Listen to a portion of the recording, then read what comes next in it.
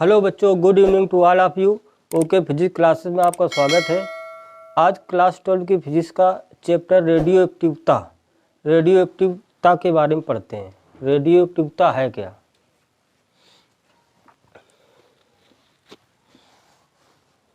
इसमें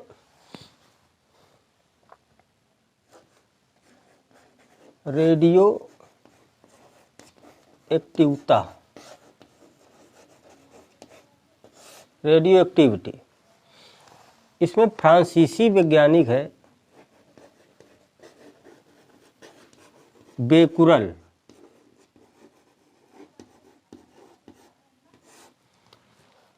सर्वप्रथम फ्रांसीसी वैज्ञानिक बेकुरल ने देखा कि यूरेनियम से स्वतः कुछ किरणें निकल रही हैं जो फोटोग्राफिक प्लेट को प्रभावित कर दे रही हैं। तो इन किरणों का नाम अपने इनाम पर बेकुरल किरणें इन्होंने रखा। बेकुरल किरणें, या इन्हीं को रेडियो एक्टिव किरणें बोला गया।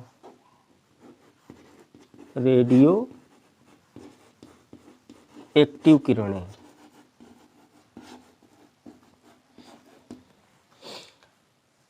वैज्ञानिक बेकुलर ने देखा कि यूरेनियम एक ऐसा तत्व है या पदार्थ है जिससे स्वतः ही कुछ किरणें निकल रही हैं। इन किरणों को रेडियो एक्टिव किरणें या बेकुलर किरणें कहा गया।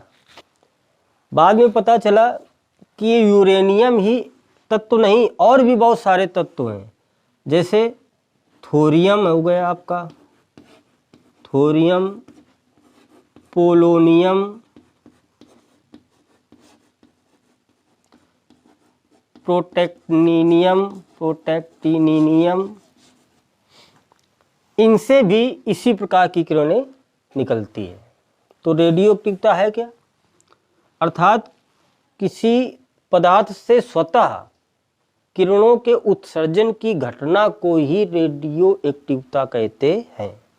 किसी पदार्थ से स्वतः किरणों के उत्सर्जन की घटना को ही रेडियो एक्टिविटी कहते हैं। बाद में मैडम क्यूरी और इनके पति पियरे क्यूरी ने, दोनों ने मिलकर एक तत्व की खोज की। उस तत्व का नाम है रेडियम। उस तत्व का नाम है रेडियम। कैसे खोज की? इन्होंने 30 टन पिच ब्लेंडी, जो एक प्रकार का कोल तार है, रासायनिक विधियों द्वारा केवल 2 मिलीग्राम रेडियम निकाला। इस प्रकार रेडियम की खोज मैडम क्यूरी और उनके पति पियरे क्यूरी ने किया। इसके लिए उनको नोबेल पुरस्कार से भी सम्मानित किया गया। जब रेडियोएक्टिव तत्व से जो किरणें निकल रही उनका अध्ययन रदरफोर्ड ने किया। रदरफोर्ड की जो किरणें निकल रही वो कौन सी किरणें हैं, उनका क्या नाम है? तो वैज्ञानिक रदरफोर्ड ने एक कांच का ब्लॉक लिया और उसके अंदर एक बारीक सा छिद्र किया और उसके अंदर एक कोई रेडियोएक्टिव तत्व पोलोनियम रख दिया और यहाँ प्लेटें लगा दिया, वैद्युत क्षेत्र, इधर धन प्लेट और इधर ऋण प्लेट, पूरा कवर कर दिया एक कांच से।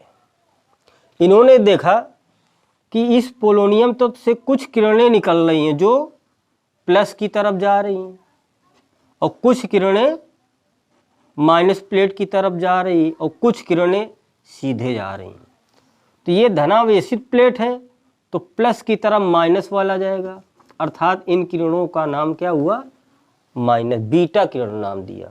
और इधर जो किरणें जा रही माइनस, तो इधर प्लस वाली ही जाएंगी, तो अल्फा कण। और जो सीधे चलेगी उस पर अर्थात कोई आवेश नहीं होता, तो वो कौन सी किरणें हो गई?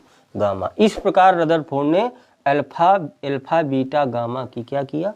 खोज की। उन्होंने बताया कि कोई भी रेडियोएक्टिव तत्व है पदार्थ है तो उससे अल्फा बीटा गामा किरणों का उत्सर्जन होता है। इस प्रकार इन्होंने बताया। आगे रेडियो एक्टिव क्षय क्या होता है? रेडियो एक्टिव क्षय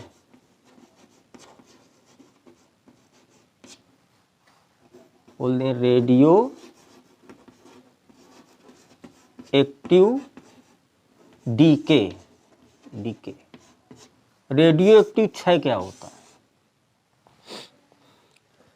जब किसी पदार्थ से अल्फा बीटा गामा किरणों का उत्सर्जन होता है तो वो पदार्थ का परमाणु क्रमांक और परमाणु भार चेंज हो जाता है और जो पदार्थ होता है किसी नए पदार्थ में चेंज हो जाता है। तो इस घटना को ही रेडियो एक्टिव क्षय कहते हैं। एग्जाम्पल जैसे यूरेनियम है 92,238, इससे अल्फा कण उत्सर्जित हुआ। अल्फा कण मतलब हीलियम का नाभिक 2He4।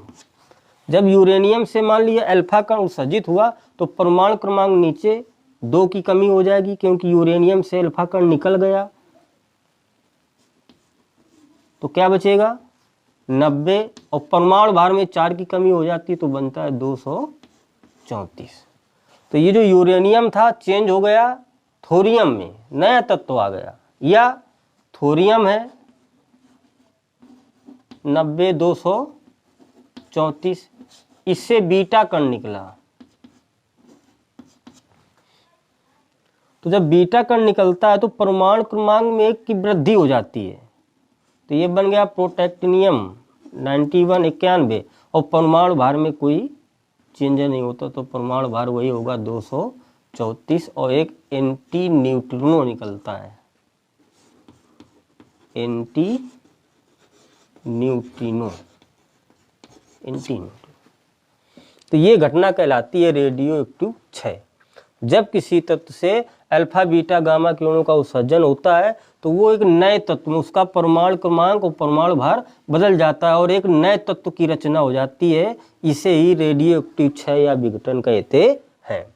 जब किसी रेडियो एक्टिव पदार्थ से अल्फा कण हो या बीटा कण का उत्सर्जन होता है तो उसका परमाणु क्रमांक और परमाणु भार चेंज हो जाता है और एक नए तत्व की रचना हो जाती है। इस घटना को ही रेडियो एक्टिव क्षय या विघटन कहते हैं। ये जो आपका निकला ये एंटी न्यूट्रिनो, इस प्रकार वह है रेडियो एक्टिव क्षय।